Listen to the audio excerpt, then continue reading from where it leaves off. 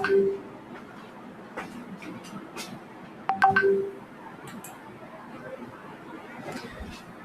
afternoon, students. Today we will read chapter 8, Cell Structure and Functions. Okay, Chaitanya? Yes, ma'am.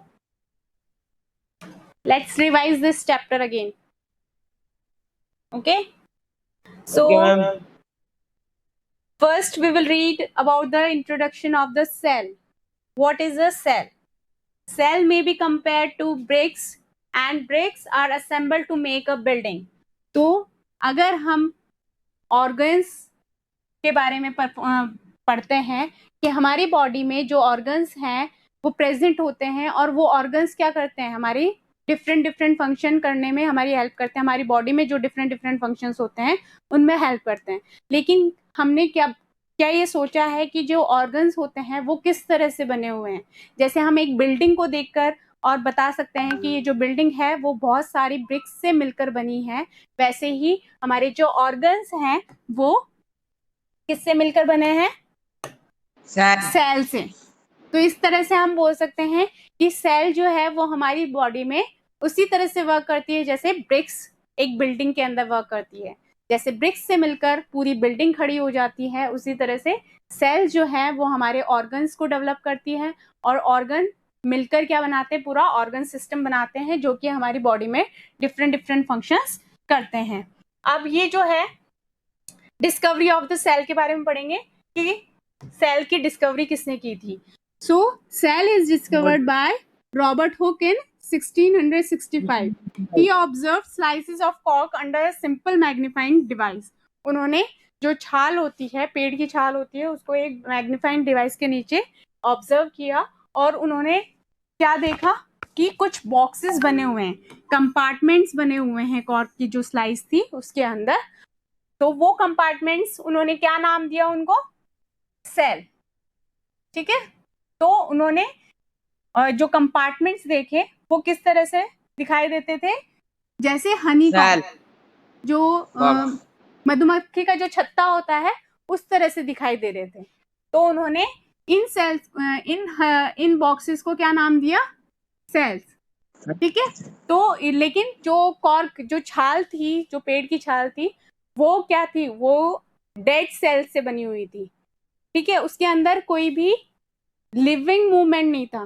तो इस तरह से उन्होंने सिर्फ आइडेंटिफाई किया, कंपार्टमेंट्स को नाम दिया cells. Cells of living organisms could be observe only after the discovery of improved microscopes. तो सेल की डिस्कवरी, जो लिविंग ऑर्गेनिजम्स की सेल थी उसकी डिस्कवरी कैसे हुई? जब माइक्रोस्कोप्स बन गए थे जो अच्छे से किसी भी जो छोटे सूक्ष्म कीटाणु होते हैं या माइक्रो ऑर्गेनिजम्स होते हैं उनको हम बड़ा करके देखने के लिए हेल्प में लेते हैं माइक्रोस्कोप की. ठीक है. तो माइक्रोस्कोप का जब डिस्कवरी हुई तो उसके बाद में इन्वेंशन हुआ, माइक्रोस्कोप का जब इन्वेंशन हुआ उसके बाद में लिविंग ऑर्गेनिजम्स की सेल को ऑब्जर्व किया और very little was known about the cell for the next 150 years after Robert Hooke's observation. और बहुत थोड़ा कुछ सेल के बारे में पता चला जब रॉबर्ट हुक ने फर्स्ट टाइम बताया था सेल के बारे में. जो कंपार्टमेंट्स बने हुए थे उनको उन्होंने सेल का नाम दिया था. तो उसके बाद में जब 150 साल बाद में भी थोड़ा बहुत कुछ सेल के बारे में पता चला, मतलब इतनी ज्यादा कुछ भी डिस्कवरी नहीं हो पाई सेल के बारे में. फिर उसके बाद में अब नेक्स्ट टॉपिक है हमारा the cell. Both bricks in a building and cells in the living organisms are basic structural unit. तो आप देख सकते हैं कि जिस तरह से एक बिल्डिंग में फर्स्ट जो बेसिक यूनिट होती है वो होती है ब्रिक, उसी तरह से लिविंग ऑर्गेनिजम्स में बेसिक यूनिट क्या होती है? सेल होती है, जिससे मिलकर पूरा ऑर्गेनिज्म बना हुआ होता है, लिविंग ऑर्गेनिज्म बना हुआ होता है. The buildings though built of similar bricks have different designs, shapes and sizes. Similarly, in the living world, organisms differ from one another, but all are made up of cell. एक building के अंदर जो brick होती है वो same होती है. ठीक है. सिमिलर ब्रिक्स होती है और उनकी जो डिजाइन होती है, शेप होती है, साइज होती है, वो डिफरेंट हो सकती है. ठीक है. लेकिन लिविंग ऑर्गेनिजम्स की जो सेल होती हैं, जो लिविंग ऑर्गेनिज्म जिससे बना हुआ होती है, वो सब सेल एक समान होती है। और cells in the living organisms are complex living structures unlike non living bricks। तो सभी जो लिविंग ऑर्गेनिजम्स होते हैं उनके अंदर सिमिलरिटी क्या होती है कि वो सब सेल से बने हुए होते हैं। उनकी जो बेसिक स्ट्रक्चर यूनिट होती है वो क्या होती है? सेल होती है। बस आपको ये ध्यान रखना है कि जो हमारा लिविंग ऑर्गेनिज्म है, जो जैसे कि हम हैं या कोई भी लिविंग ऑर्गेनिज्म है, चाहे छोटे से छोटा जीव है चाहे बड़े से बड़ा जीव है, वो सब किससे बने हुए हैं? सेल से बने हुए हैं। बस आपको इतना याद रखना है। अब यहाँ पर देखो, आपको एक सेल जो अनियन पील है उसका स्ट्रक्चर दे रखा है, ठीक है? तो इसके अंदर जो अनियन पील होता है उसको अगर आप छीलेंगे, अनियन को अगर छीलेंगे तो उसके अंदर से पतली सी एक ट्रांसपेरेंसी आप एक जो है पतली सी पन्नी सी निकाल पाएंगे। और उसको आप अगर स्लाइड पे लगा के और फिर उसको स्टेन करके और फिर अगर माइक्रोस्कोप के नीचे देखेंगे तो कुछ इस तरह से आपको नजर आएगा। तो ये जो कंपार्टमेंट्स बने हुए हैं ये हमारी पूरी सेल है, दिख रही है? ये पूरा एक सेल है। और इसके अंदर बीच में ये जो प्रेजेंट है इसको हम न्यूक्लियस बोलते हैं। Okay, so organism show variety in cell number, shape and size. तो हर जिस ऑर्गेनिज्म में जो सेल का नंबर है, शेप है, साइज है, वो डिफरेंट डिफरेंट हो सकता है, ठीक है? How do scientist observe and study the living cells? They use microscope. तो किस तरह से आइडेंटिफाई करते हैं वो सेल की, किस तरह से स्टडी करते हैं? With the help of microscope. क्योंकि सेल क्या होती है? बहुत छोटी होती है, उसको हम नेकेड आई से तो देख नहीं सकते हैं, तो किसकी हेल्प से देखेंगे? माइक्रोस्कोप की हेल्प से देखेंगे, या फिर मैग्नीफाइंग ऑब्जेक्ट, जो कि मैग्नीफाइंग ऑब्जेक्ट है, किसी भी चीज को बड़ा करके हमें दिखाता है। स्टेन्स और डाई, मतलब हमें कोई भी सेल को अगर देखना पड़ता है तो उसको स्टेन करना पड़ता है ताकि कि उसकी जो पार्ट्स हैं वो हमें क्लियरली विजिबल हो सके, है ना? इसलिए उनको कलर किया जाता है, ठीक है? तो इस तरह से हम उसके स्ट्रक्चर को डिटेल में स्टडी कर सकते हैं।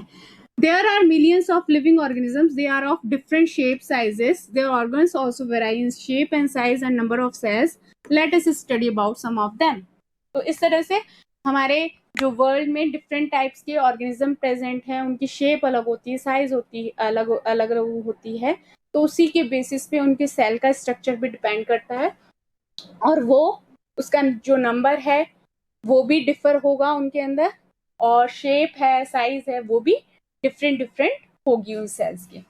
तो फर्स्ट पढ़ेंगे हम नंबर ऑफ सेल्स के बारे में कि किस तरह से अलग अलग ऑर्गेनिज्म में डिफरेंट डिफरेंट नंबर हो सकता है और उनको हम क्या बोलेंगे, ठीक है? नंबरिंग के बेसिस पे भी हम जो ऑर्गेनिज्म है उनको डिवाइड करते हैं टू ग्रुप्स में। एक तो है हमारा यूनिसेलुलर, सिंगल, हाँ यूनिसेलुलर, और एक हो गया हमारा मल्टी सेलुलर, ठीक है? तो अब इनको किस तरह से आप डिफाइन कर सकते हो? यूनिसेलुलर तो वो हो गए जिनके अंदर जो ऑर्गेनिज्म सिर्फ एक ही सेल से बने होते हैं, सिंगल सेल प्रेजेंट होती है। और मल्टी सेलुलर जिनके अंदर मैनी सेल्स, बहुत सारी सेल्स से मिलकर बना हुआ होता है। तो इस तरह से आप दोनों को डिवाइड कर सकते हैं आप अलग अलग। और ये जो सेल्स होती हैं वो आप जैसे सिंगल सेल ऑर्गेनिज्म होगा, जैसे अमीबा है ना, पैरामीशियम है, ये सिंगल सेल्ड ऑर्गेनिज्म है। तो ये क्या करते हैं, इनका जो फंक्शन होता है वो पूरा एक सिंगल सेल ही परफॉर्म करती है। मतलब डाइजेशन है, इंजेशन है, इंजेशन मतलब फूड इनटेक करना, ठीक है? डाइजेशन है, एक्सक्रीशन है, वो एक सिंगल सेल ही करेगी। लेकिन मल्टी सेलुलर ऑर्गेनिज्म में क्या होता है कि अलग अलग सेल्स का ग्रुप बना हुआ होता है अलग अलग फंक्शंस को परफॉर्म करने के लिए। जैसे कि हमारी बॉडी में किडनी अलग फंक्शन परफॉर्म करेगी, वो फिल्ट्रेशन का वर्क करती है। लंग्स का क्या वर्क होता है, रेस्पिरेशन में हेल्प करते हैं, तो उसकी सेल्स डिफरेंट होंगी। जो हमारा हार्ट है वो ब्लड को पंप करने में हमारी हेल्प करता है, हमारी बॉडी की हेल्प करता है, तो इसलिए उसकी सेल्स जो होगी वो डिफरेंट होंगी। तो इस तरह से अलग अलग ऑर्गन्स की जो सेल्स हैं उनका फंक्शन डिफरेंट डिफरेंट तरह से वर्क करेगा, जबकि जो सिंगल सेल्ड ऑर्गेनिज्म होता है उसके अंदर एक ही सेल सारे फंक्शन परफॉर्म करती है, इसके अंदर कोई अलग अलग सेल्स का ग्रुप नहीं बना हुआ रहता है। ठीक है, तो सारे फंक्शन जो है वो एक ही सेल परफॉर्म करती है। आप पढ़ेंगे शेप ऑफ सेल्स, सेल की शेप कैसी कैसी हो सकती है। तो अगर हम देखें जो सेल है वो डिफरेंट डिफरेंट शेप की हो सकती है।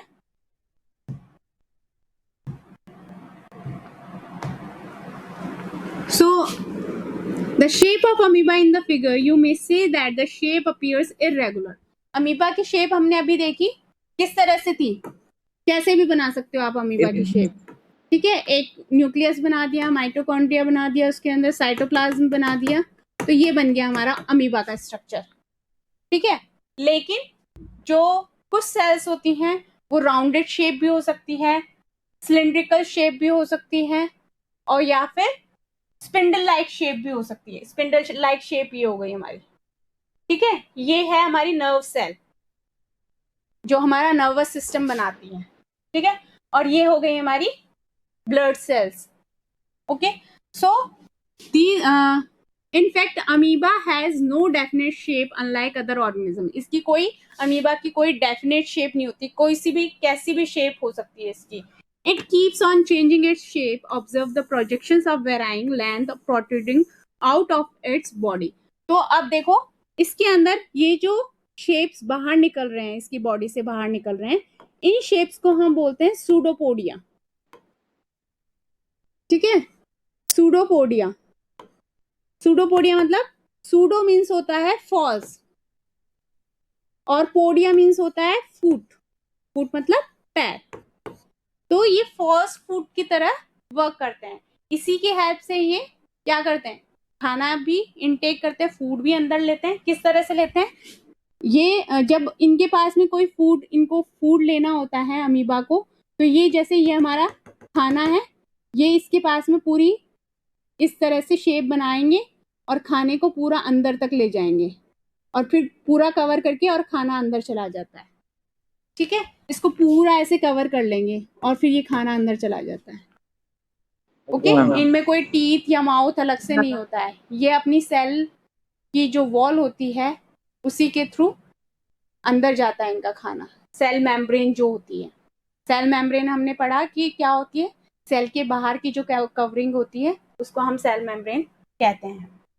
सो दीज प्रोजेक्शंस, ये जो प्रोजेक्शन होते हैं वो अपीयर भी हो सकते हैं और डिसअपीयर भी हो सकते हैं। मतलब उसकी बेनिफिट, मतलब वो जिस तरह से काम करना चाहता है उस तरह से वो अपने जो सूडोपोडिया है वो डेवलप कर लेता है। ठीक है, क्योंकि कोई डेफिनेट शेप नहीं होती है इसकी। अब देखो डिफरेंट डिफरेंट शेप, जैसे व्हाइट ब्लड सेल की ह्यूमन बॉडी में शेप कैसी होती है, सिंगल सेल होती है और ये अपनी शेप जो है वो चेंज कर सकते हैं। But while WBC is a cell, amoeba is a full fledged organism capable of independent existence. Amoeba जो है full fledge cell, full fledge cell मतलब जो अपना काम पूरी तरीके से खुद कर सकती है जो सेल। ओके, अब what shape would you expect in organism with millions of cells? Show different cells such as blood, muscle, nerve of human beings. The different shapes are related to their specific function. तो यहाँ पर आप देखेंगे तो ये हो गई हमारी ब्लड सेल्स। ठीक है, ये हो गई हमारी ब्लड सेल्स, ये हो गई हमारी मसल्स की सेल और ये हो गई हमारी नर्व्स की सेल। तो इन सब की तीनों की शेप आपको दिख रही होगी, अलग अलग है, जबकि है सारी सेल्स, लेकिन इनकी शेप्स जो है वो डिफरेंट डिफरेंट है। अब नर्व सेल का क्या काम होता है, मैसेज को रिसीव करना या ट्रांसफर करना। ठीक है, और ये तो आपको पता है ब्लड सेल्स का क्या काम होता है, ऑक्सीजन को कैरी करना। ठीक है, मसल्स का काम क्या होता है, कॉन्ट्रैक्शन एंड रिलैक्सेशन, है ना, मतलब हमारे मूवमेंट करवाना, हाथों का, पैरों का, इनका मूवमेंट कराने में ये मसल्स की जो सेल्स है वो हेल्प करती हैं। मैम। नेक्स्ट है हमारा, अब ये जो है can you guess which part of the cell gives its shape. अब ये बताना है आपको कि कौन सा पार्ट है सेल का जो कि उसको शेप देता है। Okay, components of the cell are enclosed in a membrane. जो सेल के जो जितने भी कंपोनेंट्स हैं, जितने भी पार्ट्स हैं सेल के, वो सारे एक बाउंड्री के अंदर रहते हैं जिसको हम मेम्ब्रेन बोलते हैं। और ये जो मेम्ब्रेन है वो सेल को, प्लांट सेल हो या एनिमल सेल हो, दोनों की सेल को क्या प्रोवाइड करते हैं, शेप प्रोवाइड करते हैं। और सेल वॉल जो है वो एडिशनल कवरिंग होती है प्लांट सेल्स में, क्योंकि प्लांट्स को क्या है, प्लांट सेल्स को ज्यादा प्रोटेक्शन की जरूरत होती है, क्योंकि वो मूव नहीं कर सकते, एक जगह से दूसरी जगह पे मूव नहीं कर सकते। इसलिए प्लांट्स में जो सेल है उसको प्रोटेक्शन करने के लिए, उसको प्रोटेक्ट करने के लिए सेल मेम्ब्रेन के बाहर एक और बाउंड्री प्रेजेंट होती है, उसे हम बोलते हैं सेल मेम्ब्रेन। तो हाँ, sorry cell wall. Cell membrane के बाहर भी एक और वॉल प्रेजेंट होती है जिसको हम बोलते हैं सेल वॉल। और ये सिर्फ किस में प्रेजेंट होती है, प्लांट्स में प्रेजेंट होती है। एनिमल्स में सिर्फ सेल मेम्ब्रेन ही प्रेजेंट होती है। तो अगर हम डिफरेंस लिखें प्लांट सेल और एनिमल सेल में, अगर हम डिफरेंस लिखें तो फर्स्ट डिफरेंस तो ये हो गया कि cell membrane is present, cell wall is present in plant cell and cell wall is absent in animal cell. ठीक है, तो ये एक डिफरेंस हो गया। अब नेक्स्ट है हमारी साइज ऑफ सेल। आपको ये समझ में हो गया, नंबर ऑफ सेल के अकॉर्डिंग हमारा यूनिसेलुलर और मल्टीसेलुलर ऑर्गेनिज्म हो गया। फिर उसके बाद में नंबर, शेप ऑफ सेल हो गई हमारी, डिफरेंट शेप्स हो गई, सिलिंड्रिकल हो गई, स्पिंडल हो गई, और लॉन्ग ये जो मसल सेल्स हो गई। ठीक है, इस तरह से हो गई। अब साइज ऑफ सेल की साइज कैसे कैसे हो सकती है। The size of cell in organisms may be small as millionth of a metre. मतलब अगर हम नापे सेल को तो मेजर करें तो वो माइक्रोमीटर या माइक्रोन्स में होगी, बहुत छोटी। मतलब सबसे लार्जेस्ट वाली जो सेल होगी वो माइक्रोमीटर या माइक्रोन में होगी या फ्यू सेंटीमीटर्स में होगी। ठीक है, however most of the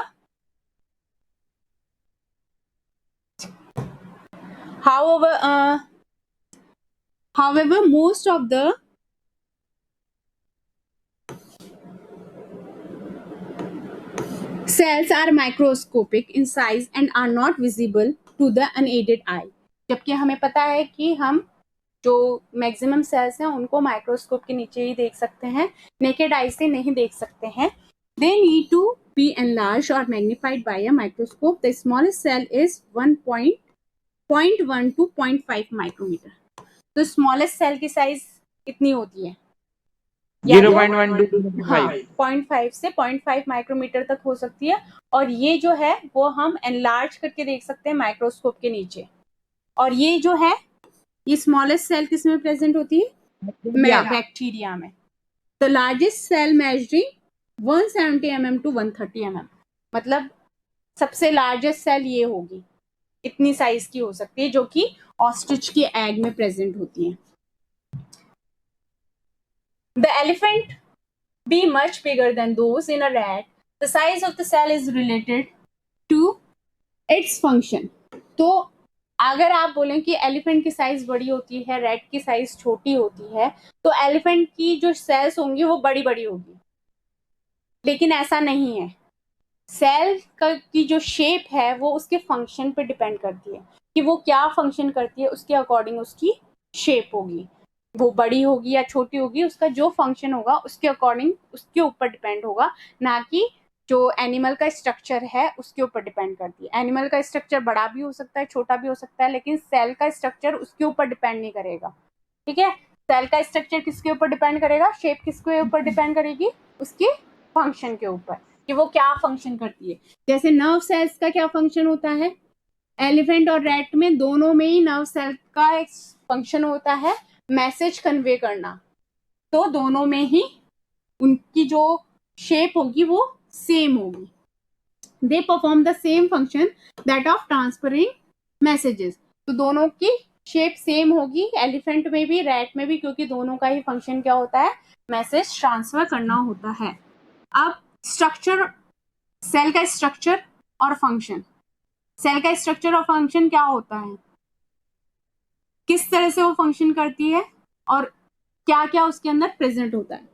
You have learned that each living organism has many organs. You have studied in class 7th about the digestive organs, which together constitute the digestive system. Each organ in the system performs different functions such as digestion, assimilation, absorption. Similarly, different organs of a plant perform specific and specialized functions. For example, roots help in the absorption of water and minerals. Leaves, as you have learned in class 7th, are responsible for synthesis of food. तो इस तरह से मैंने ये बात आपको पहले ही बता दी कि जो सेल्स हैं, अलग अलग सेल के ग्रुप का अलग अलग फंक्शन होता है. तो जैसे कि आप देखें कि हमने पढ़ा कि हमारी बॉडी में डाइजेशन भी होता है, एसिमिलेशन होता है, एब्जॉर्प्शन होता है. तो इन सब चीजों के लिए डिफरेंट डिफरेंट सेल्स का ग्रुप वर्क करेगा. सेम सेल्स एक ही काम के लिए, अलग अलग फंक्शंस के लिए एक ही सेल का ग्रुप काम नहीं करेगा, उनके लिए अलग अलग सेल्स वर्क करेगी. तो एक ही सेल का पूरा फंक्शन नहीं होता है. डाइजेशन का फंक्शन का क्या करेगी, अलग सेल्स करेगी. एब्जॉर्प्शन दूसरी सेल्स करेगी. उसी तरह से जो प्लांट है, प्लांट के अंदर भी रूट्स में जो सेल होगी वो डिफरेंट होंगी in comparison to leaf cells. क्योंकि लीफ का क्या फंक्शन होता है, लीफ सेल्स का क्या फंक्शन होता है, फूड का फॉर्मेशन करना, फोटोसिंथेसिस करना. जबकि रूट का फंक्शन क्या होता है, एब्जॉर्प्शन करना. तो वहां की सेल्स और लीव्स की सेल दोनों डिफरेंट डिफरेंट होंगी. ठीक है. तो इस तरह से उनका स्ट्रक्चर भी डिफरेंट होगा और फंक्शन भी डिफरेंट होगा. Each organ is further made up of smaller parts called tissues. मतलब बहुत सारी सेल्स मिलकर क्या बनाएंगी, टिश्यू बनाएगी. And a tissue is a group of similar sales. Tissue किसे बोलेंगे, सेम सेल्स ग्रुप को हम टिश्यू बोलते हैं और उनका एक स्पेसिफिक फंक्शन होता है. ठीक है. Organ is made up of tissues which in turn are made up of cell. The cell in a living organism is the basic structure unit. और ये हमें पता है कि लिविंग सेल की जो स्ट्रक्चर यूनिट है, बेसिक स्ट्रक्चर यूनिट है, वो सेल होती है. अब cell, parts of a cell membrane. The basic components of a cell, cell membrane, cytoplasm and nucleus. अब सेल के पार्ट्स पढ़ेंगे. सेल के फर्स्ट पार्ट हम पढ़ रहे हैं, बेसिक पार्ट जो है वो है सेल मेम्ब्रेन. और जो अगर हम वैसे अगर बेसिकली अगर सेल को ऑब्जर्व करें तो जो सेल होती है ये हो गई सेल मेम्ब्रेन. ठीक है, ये हो गई हमारी सेल मेम्ब्रेन. इसके अंदर जो लिक्विड फिल होता है वो हो गया हमारा साइटोप्लाज्म. ठीक है. और इसके अंदर बीच में न्यूक्लियस. ठीक है. तो ये एक बेसिक स्ट्रक्चर हो गया हमारी सेल का. इसके अंदर माइटोकॉन्ड्रिया वगैरह सब कुछ प्रेजेंट होते हैं. लेकिन एक अगर हमें बेसिक स्ट्रक्चर बनाना हो तो इस तरह से आप बना सकते हैं. और ये जो हमारा सेल मेम्ब्रेन है इसको हम प्लाज्मा मेम्ब्रेन भी कहते हैं. The membrane separates cell from one another and also the cell from the surrounding medium. और ये जो सेल मेम्ब्रेन है वो एक सेल को दूसरी सेल से डिफ्रेंशिएट करता है. मतलब बहुत सारी सेल्स अगर ग्रुप में प्रेजेंट है तो ये जो मेम्ब्रेन है वो हमें बताएगी कि ये एक सेल है, ये दूसरी सेल है, ये तीसरी सेल है, ये चौथी सेल है. क्योंकि ये जो मेम्ब्रेन है वो अलग अलग डिफ्रेंशिएट करती है. ठीक है. ओके.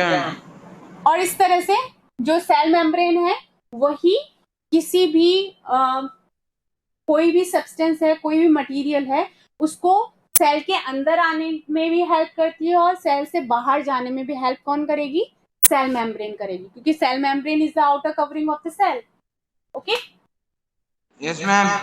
ठीक है, अब देखो यहाँ पर अनियन सेल का आपको स्ट्रक्चर बताया गया है. The boundary of the onion cell is the cell membrane covered by another thick covering called the cell wall. तो अब यहाँ पर ये जो सेल है, ये पूरी एक सेल है जो कि सेल मेम्ब्रेन अंदर होगी इसके, और ये सेल वॉल है इसकी. ठीक है, क्योंकि ये कौन सी सेल है, प्लांट सेल या animal cell? Plant cell. Plant cell. तो प्लांट सेल में हमने पढ़ा कि सेल मेम्ब्रेन के बाहर एक और वॉल प्रेजेंट होगी जिसको कि हम सेल वॉल कहते हैं. And the central dense round body is the nucleus. ये न्यूक्लियस दिख रहा है आपको? Yes, ma'am. ठीक है, ये न्यूक्लियस आपको दिख ही रहा है और सेल वॉल भी आपको दिख रही होगी. और ये जो इसके अंदर लिक्विड फिल होता है इसको हम बोलते हैं साइटोप्लाज्म. आ गया समझ में? ये मैंने आपको ma'am. बता दिया. नाउ नेक्स्ट, क्योंकि प्लांट्स जो होते हैं वो मूव नहीं कर पाते हैं इसलिए उनके अंदर सेल वॉल प्रेजेंट होती है ताकि कि वो उसको high temperature, high speed wind और इन सब से प्रोटेक्ट कर सके.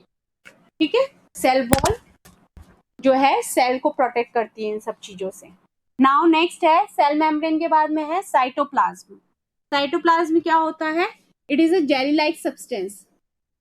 ठीक है, जो सेल मेम्ब्रेन के बीच में प्रेजेंट होता है और वहां पर न्यूक्लियस भी प्रेजेंट होता है. Various other components of organelles of cells are present in the cytoplasm. These are mitochondria, Golgi body, ribosomes etcetera. You will learn about them in later classes. जैसे कि मैंने आपको बताया न्यूक्लियस भी प्रेजेंट होता है. साइटोप्लाज्म पूरा लिक्विड जेली लाइक सब्सटेंस है जो कि सेल में प्रेजेंट होता है. उसके बाद में कौन कौन सी चीजें हैं जो सेल में प्रेजेंट होती है? माइटोकॉन्ड्रिया, गोल्गी बॉडीज हो गए, राइबोसोम्स हो गए, ये सारी चीजें भी हमारे सेल की ही पार्ट्स हैं. नाउ नेक्स्ट है न्यूक्लियस. न्यूक्लियस क्या होता है? ठीक है,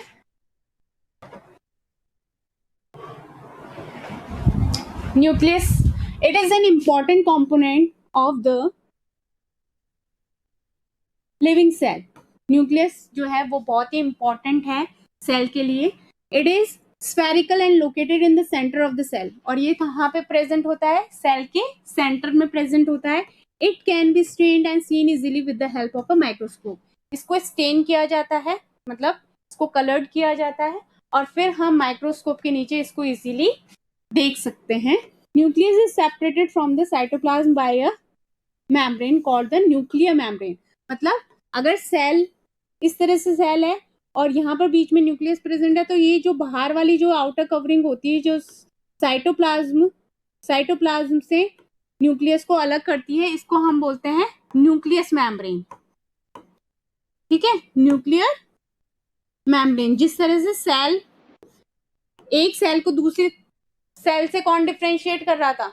कौन अलग कर रहा था? सेल मेम्ब्रेन कर रही थी. वैसे ही न्यूक्लियस को साइटोप्लाज्म से अलग कौन कर रहा है? Nuclear membrane. ठीक है, न्यूक्लियस के चारों तरफ जो मेम्ब्रेन प्रेजेंट होगी वो न्यूक्लियर मेम्ब्रेन कहलाएगी. This membrane is also porous and allows movement of materials. और ये भी जो क्या होती है? पोरस होती है. पोरस मीन्स जिसके अंदर थोड़े से छेद, मतलब छोटे छोटे से छेद प्रेजेंट होते हैं जिसके कारण कोई भी सब्सटेंस जो है वो इजीली एब्जॉर्ब हो सकता है अंदर और इजीली बाहर आ सकता है न्यूक्लियस से. ठीक है, between the cytoplasm and inside of the nucleus. मतलब साइटोप्लाज्म में बाहर भी आ सकता है और न्यूक्लियस के अंदर भी जा सकती है कोई भी चीज. With a microscope of higher magnification we can see a smaller spherical body in the nucleus. अगर हमारे पास में और भी ज्यादा पावर का जो मैग्निफिकेशन अगर कोई डिवाइस है, मैग्नीफाइंग डिवाइस है, तो हम न्यूक्लियस को भी मैग्नीफाई करके देखेंगे तो उसके अंदर एक हमें छोटा सा स्फेरिकल बॉडी न्यूक्लियस के अंदर दिखाई देगी जिसको हम बोलते हैं न्यूक्लियोलस. अगर हम न्यूक्लियस को भी वाइड करके देखेंगे, मैग्नीफाई करके देखेंगे तो उसके अंदर भी एक बॉडी होती है, स्फेरिकल बॉडी, गोल. ठीक है, जिसको हम बोलते हैं न्यूक्लियोलस. ठीक है, in addition nucleus contains thread like structure called ribosomes. अब न्यूक्लियस के साथ साथ में और क्या प्रेजेंट होता है? थ्रेड लाइक स्ट्रक्चर्स प्रेजेंट होते हैं, जिनको हम क्या बोलते हैं, राइबोसोम्स बोलते हैं. These carry genes and help in inheritance or transfer of characters from the parents to the offspring.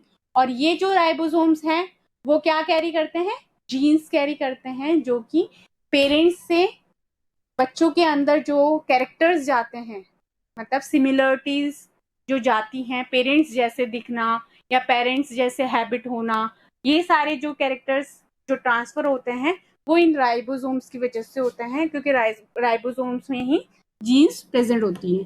The chromosomes can be seen only when the cell divides.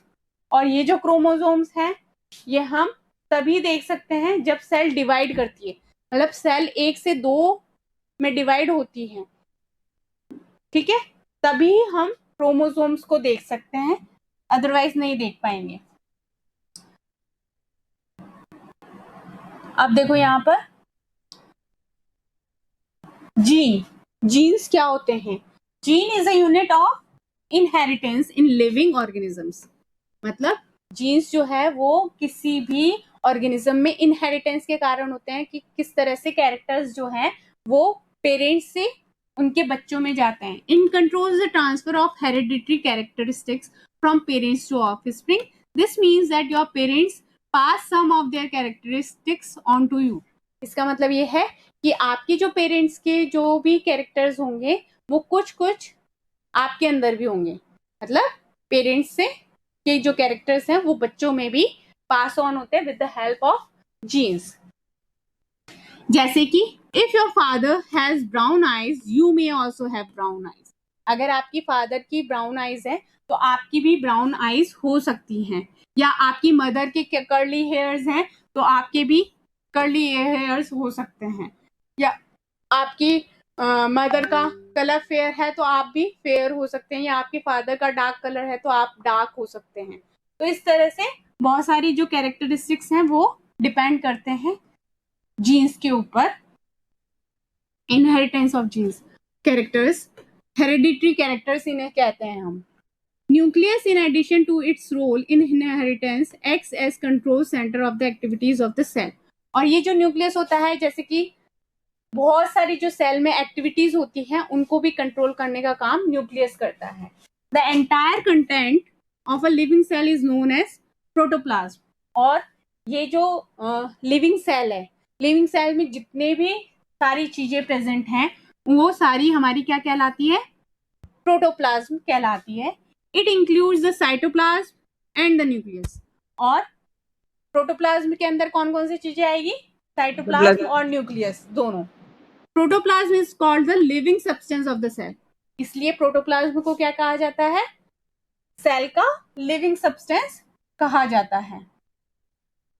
अब देखो, the nucleus of a bacterial cell is not well organised like the cells of multicellular organisms.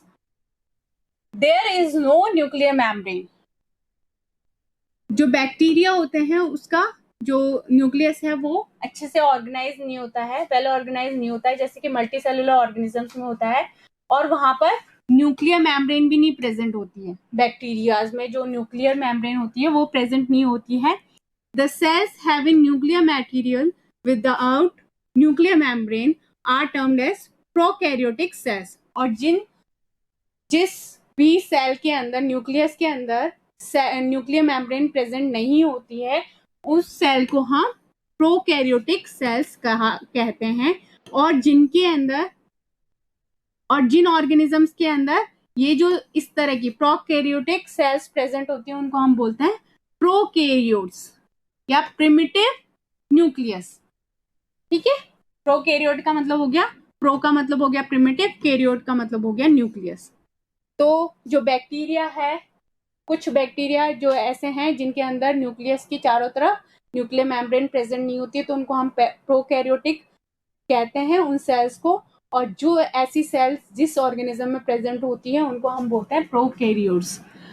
Example है इसके bacteria, blue green algae. The cells like onion cells and cheek cells having well organized nucleus with a nuclear membrane are designated as eukaryotic cells. तो जिसके अंदर nuclear membrane present होगी, जिस cell के nucleus के चारों तरफ, उसको हम यूकैरियोटिक सेल्स कहेंगे। और उन ऑर्गेनिजम्स को क्या कहेंगे जिनमें ऐसी सेल्स प्रेजेंट होगी? यूकैरियोट्स। ठीक है, यूकैरियोट्स के मतलब हो गया ट्रू न्यूक्लियस। ठीक है, ये होती है जो दूसरे जानवर हैं। बैक्टीरिया और ब्लू ग्रीन एल्गी को छोड़कर जो दूसरे ऑर्गेनिजम्स हैं वो सारे हमारे यूकैरियोट्स कहलाएंगे। तो आपको ये एग्जांपल याद कर लेना है, प्रोकैरियोट के और यूकैरियोट के। ठीक है, now next, while observing the onion cells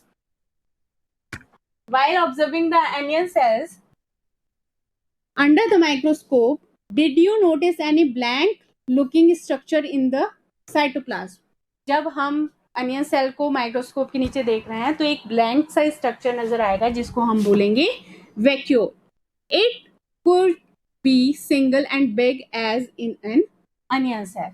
अब ये जो है वो सिंगल हो सकता है और बिग भी हो सकता है। जैसे अनियन सेल में बिग होता है, वो दूसरी सेल्स में बिग भी हो सकता है, सिंगल भी हो सकता है।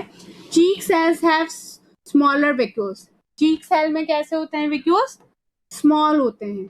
Large vacuoles are common in plant cells. Vacuoles in animal cells are much smaller.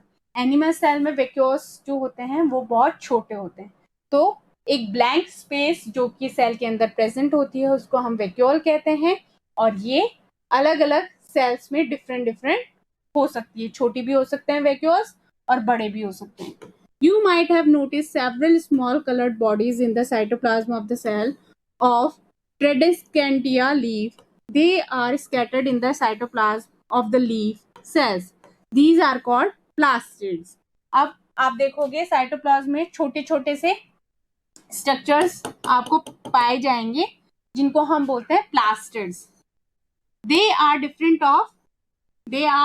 different colors. ये अलग अलग कलर के हो सकते हैं। ठीक है, ये देख रहे हो आप, ये साइटोप्लाज्म है और इसके अंदर ये जो छोटे छोटे स्ट्रक्चर्स हैं ये सारे प्लास्टिड्स हैं।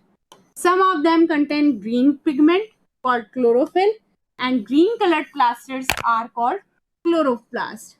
तो कुछ जो ग्रीन पिगमेंट ग्रीन कलर के होते हैं जिनको हम क्लोरोफिल बोलते हैं, और ग्रीन कलर के प्लास्टिड्स को हम क्या बोलते हैं? क्लोरोप्लास्ट बोलते हैं। They provide green colour to the leaves, और इसके कारण ही लीव्स का कलर क्या होता है? ग्रीन होता है। क्लोरोप्लास्ट की वजह से ही लीफ का कलर क्या होता है? ग्रीन होता है। और ग्रीन पिगमेंट को क्या बोलते हैं? क्लोरोफिल। ठीक है, you may recall that chlorophyll in the chloroplast of leaves is essential for photosynthesis. और ये हम सभी जानते हैं कि जो क्लोरोफिल प्रेजेंट होता है लीफ के अंदर, क्लोरोप्लास्ट के अंदर, वो बेसिकली किसके लिए जरूरी होता है? फूड बनाने के लिए, फोटोसिंथेसिस प्रोसेस के लिए। अब हम कंपैरिजन कर रहे हैं एनिमल सेल और प्लांट सेल का। ठीक है, डिफ्रेंशिएट कर रहे हैं कि प्लांट सेल कैसी होती है और एनिमल सेल कैसी होती है, उन दोनों के बीच में डिफरेंस देख रहे हैं। If you recall activities 8.3 and 8.4, you should be able to compare plant and animal cell. Observe the plant and animal cell carefully. Let us tabulate the similarities and distinguish features of plant and animal cell. तो यहाँ पर आपको एक table दे रखी है जिसके अंदर सारे फीचर्स जो हैं वो बता रखे हैं। अब पार्ट सेल में जो सारे पार्ट्स होते हैं, सेल मेम्ब्रेन प्लांट सेल में प्रेजेंट होती है, एनिमल सेल में भी प्रेजेंट होती है। सेल वॉल प्लांट सेल में भी प्रेजेंट होती है लेकिन एनिमल सेल में एब्सेंट होती है। अब न्यूक्लियस भी दोनों में प्रेजेंट होता है। न्यूक्लियर मेम्ब्रेन भी दोनों में प्रेजेंट होता है। साइटोप्लाज्म भी दोनों में प्रेजेंट होता है। प्लास्टिड्स प्लांट सेल में प्रेजेंट होती है और एनिमल सेल में भी प्रेजेंट होती है क्या? नो मैम, इसमें नहीं होती है। देखो यहाँ पर पूरा पिक्चर दे रखी है तो यहाँ से आप देख के बता सकते हैं। क्लोरोप्लास्ट इसमें प्रेजेंट है, इसके अंदर भी प्रेजेंट है, तो इसका मतलब दोनों में ये साइटोप्लाज्म प्रेजेंट है। साइटोप्लाज्म का दे रखा है ना इसके अंदर, प्लास्टिड सिर्फ प्लांट सेल में प्रेजेंट है, एनिमल सेल में प्रेजेंट नहीं है।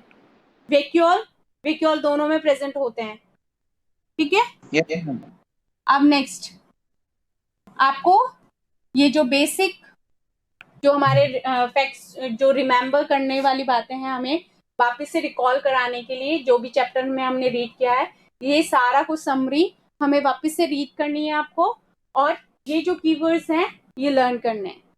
ठीक है। Ma'am. और ये आपको रीड करना है अपने आप से। Okay. Okay, ma'am. So your chapter is completed now.